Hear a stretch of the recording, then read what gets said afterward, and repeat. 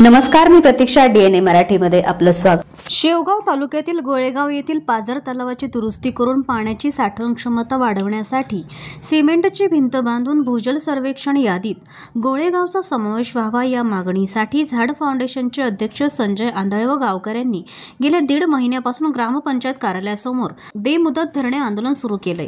मात्र प्रशासनाच्या आडमुठ्ठेपणामुळे ग्रामस्थांनी वारंवार विविध आंदोलनाच्या माध्यमातून अधिकाऱ्यांना धारेवर धरले तरी देखील मृत व जलसंधारण अधिकारी, भूजल सर्वेक्षण अधिकारी व इतर खात्याच्या अधिकाऱ्यांनी शेतकऱ्यांच्या प्रश्नाकडे दुर्लक्ष केल्याने आता शेवटचा पर्याय म्हणून न्याय न मिळाल्यास संतापलेल्या गोळेगाव येथील ग्रामस्थांनी मुलाबाळांसहित शुक्रवार दिनांक 11 एप्रिल नंतर कुठल्याही क्षणी पाझर तलावात जलसमाधी घेण्याचा पवित्रा घेतला असल्यानं आम्हाला जलसमाधी घेण्याची परवानगी त्यांनी संबंधित अधिकाऱ्यांना व मुख्यमंत्र्यांना पाठविलेल्या निवेदनातून मागणी केली आहे. यावेळी झाड फाउंडेशनचे संस्थापक अध्यक्ष संजय आंधळे, शंकर फुंदे, संदीप फुंदे, अमोल वावरे, सोमनाथ आंधळे, नवनाथ फुंदे, जालिंदर बर्डे, सुरेश फुंदे, विकास आंधळे, दीपक आंधळे यांच्यासह आदी ग्रामस्थ यावेळी मोठ्या संख्येने उपस्थित होते.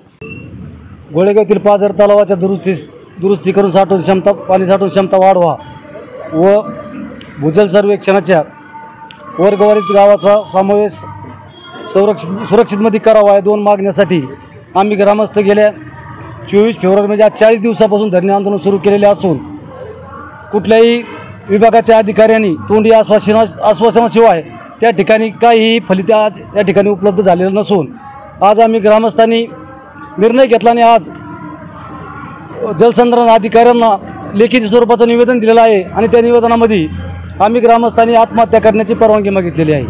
आणि आज 4 तारखेपासून कुठल्याही क्षणी आम्ही ग्रामस्थ गोळेगावातील पाझर तलावात जलसमाधी आंदोलन करणार आहोत. प्रतिनिधी इसाक शेख, DNA मराठी, शेवगाव.